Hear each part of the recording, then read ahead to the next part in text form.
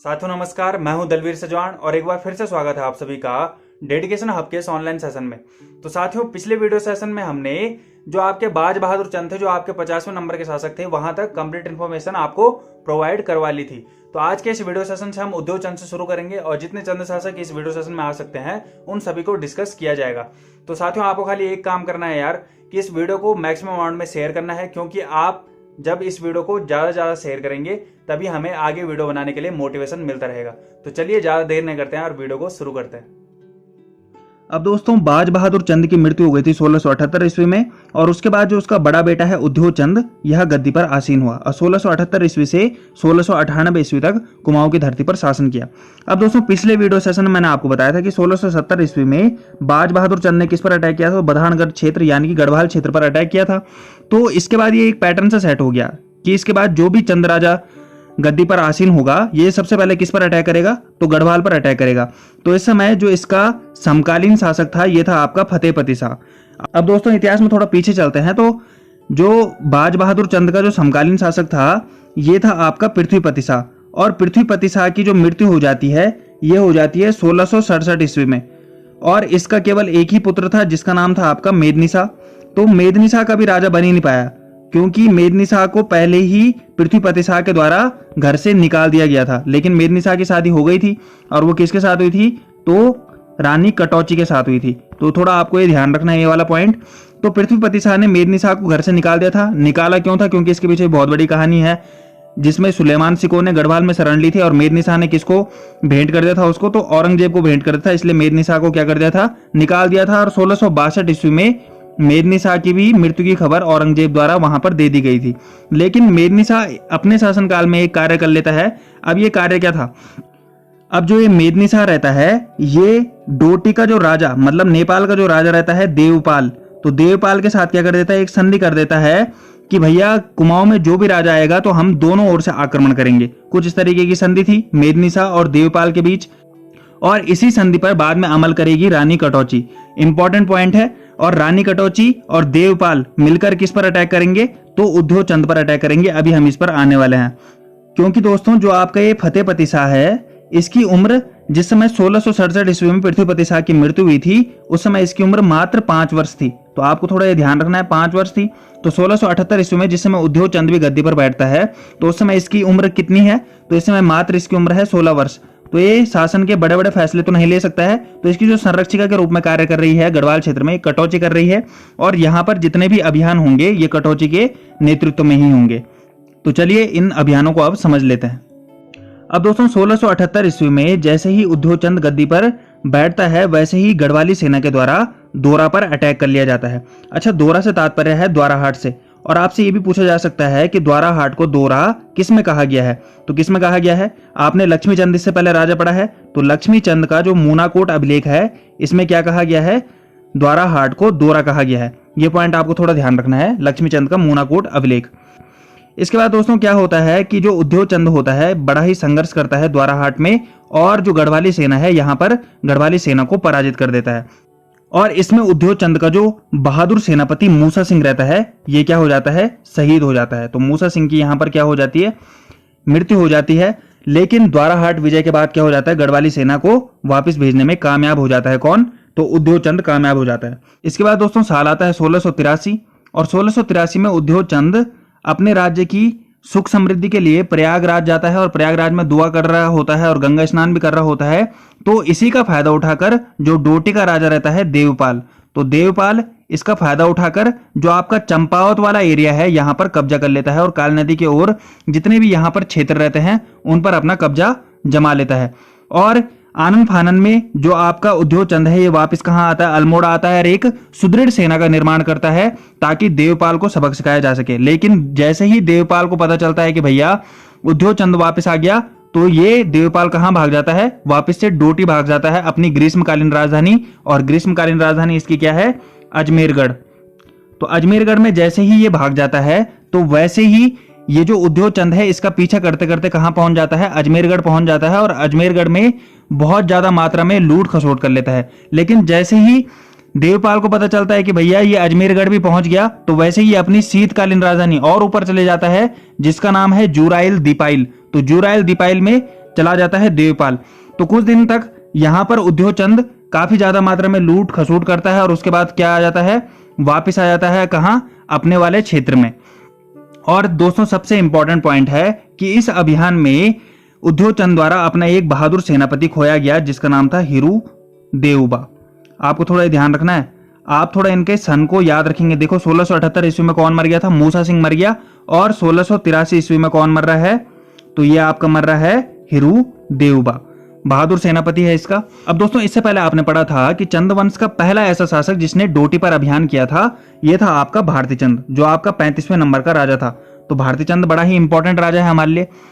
अब दोस्तों आपसे पूछा जा सकता है कि डोटी पर अभियान करने वाला दूसरा राजा कौन था, तो दूसरा राजा कौन है, आपका उद्योग चंद है। अब दोस्तों अजमेरगढ़ को लूटने के बाद जैसे ही उद्योग चंद वापस आ जाता है तो यहाँ पर किसी भी प्रकार की संधि नहीं करता है, जिससे देवपाल के मन में एक खींच सी रह जाती है कि यार मैं फिर से हार गया, और फिर से अटैक कर लेता है किस पर, जो ये आपका कुमाऊं वाला क्षेत्र है, इस पर फिर से धावा बोल देता है। और इसके बाद दोस्तों 1688 ईस्वी में उद्योग चंद के द्वारा अपनी सेना को फिर से तैयार कर लिया जाता है और डोटी अभियान फिर से करता है। और इस युद्ध में देवपाल को भारी मात्रा में क्षति होती है और इसी युद्ध के फलस्वरूप एक संधि होती है जिस संधि का नाम है आपका खैरागढ़ की संधि। तो खैरागढ़ की संधि जैसे ही होती है तो खैरागढ़ की संधि में क्या कहा गया भैया, खैरागढ़ की संधि में निर्धारित किया गया जो भैया आपका देवपाल है ये भैया किसको टैक्स देगा, ये टैक्स देगा उद्योग चंद को, और इसके बाद यहाँ पर शांति व्यवस्था कायम हो जाती है। अब दोस्तों देवपाल फिर से कहाँ मानने वाला था, उद्योग चंद तो बिल्कुल शांत बैठ गया था, लेकिन 1696 ईस्वी में एक बार पुनः अटैक कर लिया जाता है देवपाल के द्वारा, किस पर, तो उद्योग चंद पर अटैक कर लिया जाता है। इसी के जवाब में दोस्तों उद्योग चंद फिर से अटैक कर लेता है, किस पर, देवपाल पर अटैक कर लेता है। लेकिन इस समय देवपाल अपनी फुल प्लानिंग के साथ था और इस समय उद्योग चंद को यहाँ पर पराजित कर लेता है। और उद्योग चंद का जो बहादुर सेनापति था जिसका नाम था शिरोमणि जोशी, तो शिरोमणि जोशी इस युद्ध में क्या हो जाता है भैया, शहीद हो जाता है। इसके बाद उद्योग चंद का राजपाट में बिल्कुल भी मन नहीं लगता है और ये शांति की खोज में निकल जाता है। तो ये कुमाऊं वाले क्षेत्र में बाग बगीचे, आम के बगीचे लगाएगा और गौशालाओं का निर्माण करेगा, मतलब एक तरीके से ये सेवा कार्य में लग जाता है। और इसके बाद राजपाट से संन्यास ले लेगा 1698 ईस्वी में। तो ये था दोस्तों आपका उद्योग चंद का शासनकाल।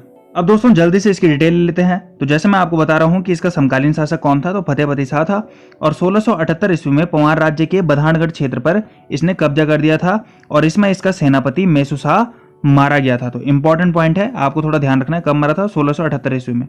इसके दो और अन्य सेनापति थे जिन्होंने डोटी अभियान में अदम्य साहस दिखाया था, हिरू देवबा और हिरोमणि जोशी। तो मैंने दोनों का आपको बता दिया। हिरू देवबा की जो मृत्यु हुई थी ये कब हुई थी, 1683 ईस्वी के लगभग हुई थी, और शिरोमणि जोशी की जो मृत्यु हो रही है ये हो रही है आपकी 1696 ईस्वी में। इंपॉर्टेंट पॉइंट दोनों है। इसके अलावा दोस्तों भारती चंद के बाद दूसरा चंद राजा था जिसने डोटी पर आक्रमण किया था, ये मैं आपको बता चुका हूँ। भारती चंद पहला ऐसा शासक था जिसने डोटी पर अभियान किया था। इसके बाद दोस्तों ये अभियान मैं आपको बता चुका हूँ कि 1683 ईस्वी में जिस समय ये प्रयागराज गया हुआ था तो उस समय जो देवपाल है ये किस पर अटैक कर लेता है, चंपावत वाले क्षेत्र पर अधिकार कर लेता है, जैसे कि यहाँ पर लिख रखा है, चंपावत वाले क्षेत्र पर अधिकार कर लेता है। और 1683 ईस्वी में जो देवपाल की ग्रीष्मकालीन राजधानी रहती है अजमेरगढ़, इस पर अधिकार कर लेता है कौन, तो उद्योग चंद कर लेता है। इसके बाद इंपॉर्टेंट पॉइंट आपके लिए है कि खैरागढ़ की संधि कब हुई थी, 1688 ईस्वी में हुई थी और यहीं पर देवपाल के साथ संधि की गई थी, जिसमें देवपाल के द्वारा जो आपका उद्योग चंद्र जो राजा है इसको टैक्स देने की बात की गई थी। इसके बाद आपको पता है कि 1696 में देवपाल फिर से अटैक कर लेता है उद्योग चंद पर और इसके बाद उद्योग चंद पुनः आक्रमण करता है, लेकिन यह असफल आक्रमण रहता है और शिरोमणि जोशी इसमें मारा जाता है। तो इसके बाद उद्योग चंद पूरी जिंदगी भर युद्ध न करने का प्रण ले लेता है और इसके बाद 1698 ईस्वी में फाइनली क्या कर देता है, राजपाट से संन्यास ले लेता है। अब हम जान लेते हैं कि उद्योग चंद के द्वारा अन्य महत्वपूर्ण कार्य कौन कौन से किए गए। इंपॉर्टेंट पॉइंट है दोनों। सबसे इंपॉर्टेंट पॉइंट है कि तल्ला महल और रंग महल का निर्माण किसके द्वारा करवाया गया, तो उद्योग चंद के द्वारा करवाया गया। और इसके बाद है कि त्रिपुरी सुंदरी मंदिर अल्मोड़ा का निर्माण भी किसके द्वारा करवाया गया था, तो उद्योग चंद के ही द्वारा करवाया गया था। इसके अलावा दोस्तों ताम्रपत्रों में एक और जानकारी मिलती है कि उद्योग चंद को धाई माता की बीमारी थी और इसके राजवैद्य जिसका नाम वरदेव था, सॉरी यहाँ पर वरमदेव लिखा हुआ है, तो वरदेव इसके जो राजवैद्य का नाम था, ताम्रपत्रों से हमें ये प्राप्त होता है। तो इस राजवैद्य के द्वारा इसकी जो धाई माता की बीमारी है इसको ठीक किया गया था।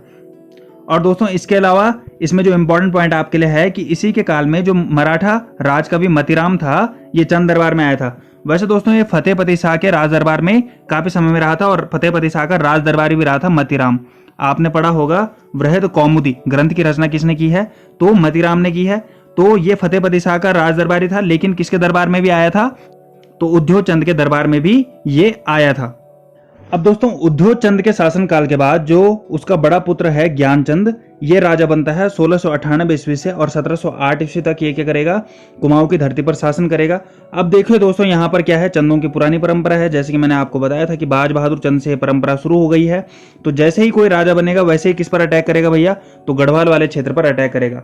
तो अटैक कैसे होता है कि भैया फतेहपति शाह जो इसका समकालीन शासक रहता है, ये इस समय रहता है देहरादून जा रखा। तो फतेहपति शाह जिस समय देहरादून गया हुआ रहता है, उस समय ज्ञानचंद जो राजधानी है इसकी श्रीनगर, तो श्रीनगर पर क्या बोल लेता है? धावा बोल देता है, और काफी दिनों तक यहाँ पर लूट खसूट करने के बाद कहाँ आता है?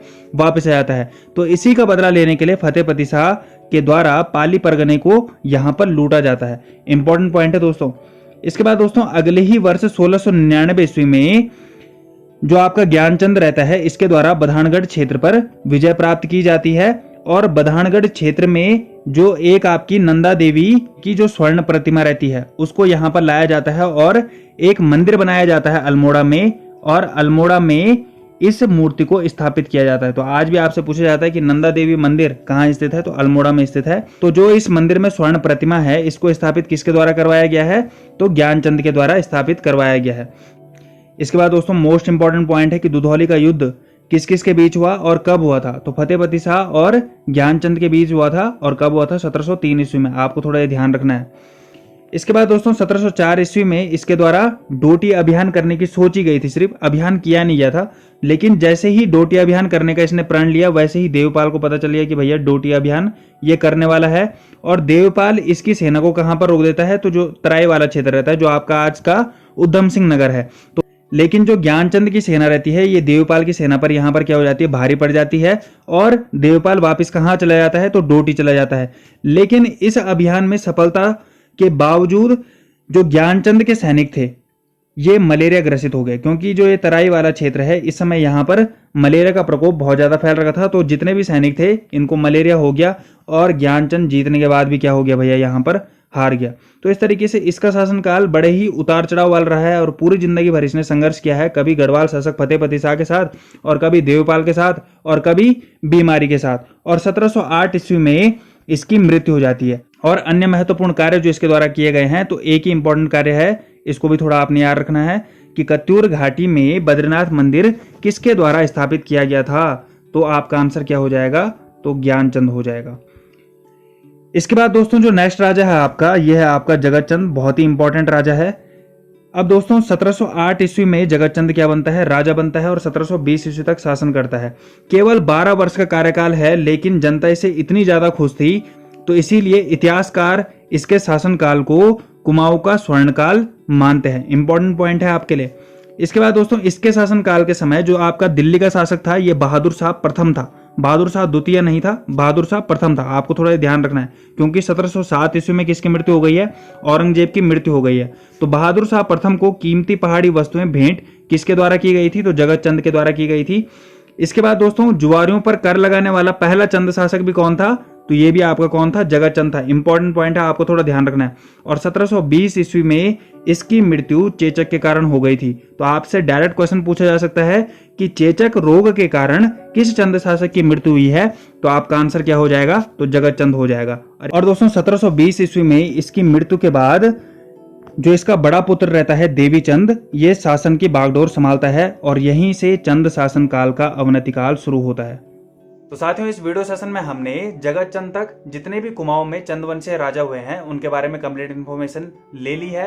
अब जो नेक्स्ट वीडियो सेशन होगा उसमें हम कुमाऊं में जो चंद वंश का जो अवनति काल है इसको डिस्कस करेंगे, और उसके बाद लास्ट वीडियो सेशन जो इसका होगा उसमें हम चंदों के प्रशासन को समझेंगे।